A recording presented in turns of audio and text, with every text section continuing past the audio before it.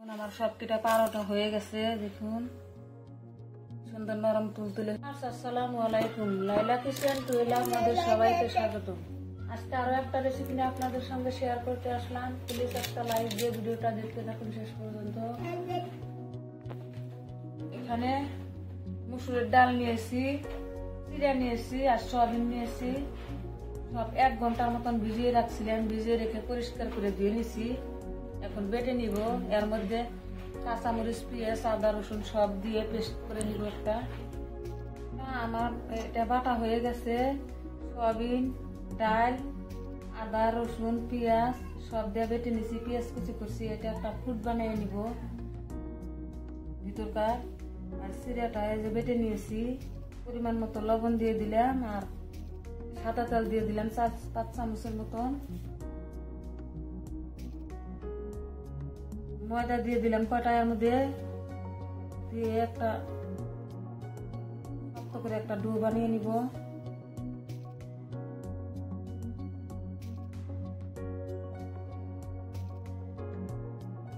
হয়ে গেছে, চিড়ার ডোটা হয়ে গেছে। 1/2 কাপ ময়দা দিয়েছি এর মধ্যে, দিয়ে শক্ত করে নিছি, মেখে নিছি। এখন এইগুলা অফ ক্যামেরা ফুট বানিয়ে নেব ভিতরকার। তৈরি করা হয়ে গেছে। এখন নাস্তাটার শেপ দিয়ে দিব।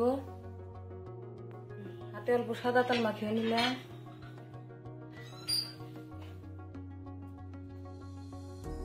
দেখি কয়টা হয়। হেনে পুরো হাতে সাদা তেল মাখিয়ে নিলাম। নিয়ে ফুটটা যে দিয়ে দিব এভাবে এভাবে করে ফুটটা দিয়ে বন্ধ করে দিলাম। দিয়ে এখন লাহে লাহে এইভাবে করে লাহে লাহে আলতো হাতে রুটির মতন, বেলা ছাড়াই রুটির মতন এভাবে করে বানিয়ে নিব।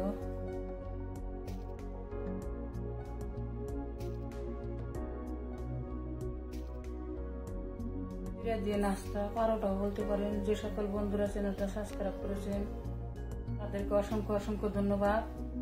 যারা সাবস্ক্রাইব করেন না তাদেরকে সাবস্ক্রাইব করার অনুরোধ রইল।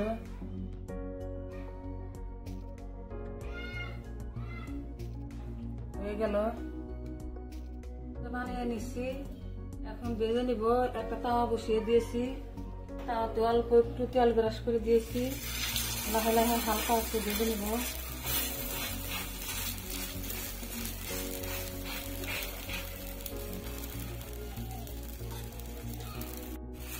এক পিঠ হয়ে গেল, উল্টে দিলাম অল্প অল্প করে, লাহে লাহে ভেজে নিব।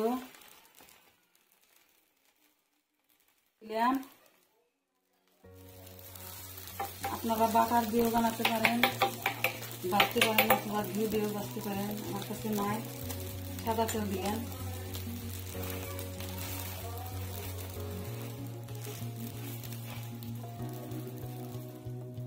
আমার পরোটা হয়ে গেছে, দেখুন কি সুন্দর ফুলে উঠছে। এভাবে সবগুলো বানিয়ে নেব। সবগুলো বানাতে দেখালে ভিডিওটা বড় হয়ে যায়, কেউ দেখতে চায় না। হয়ে গেছে,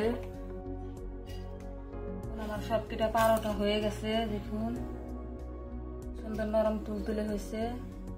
ভিডিওটা ভালো লাগলে চ্যানেলটা সাবস্ক্রাইব করে বন্ধু হয়ে পাশে থাকবেন, লাইক কমেন্ট শেয়ার করবেন। পরবর্তী ভিডিও আসার আগে সুস্থ থাকবেন, ভালো থাকবেন। আল্লাহ হাফেজ।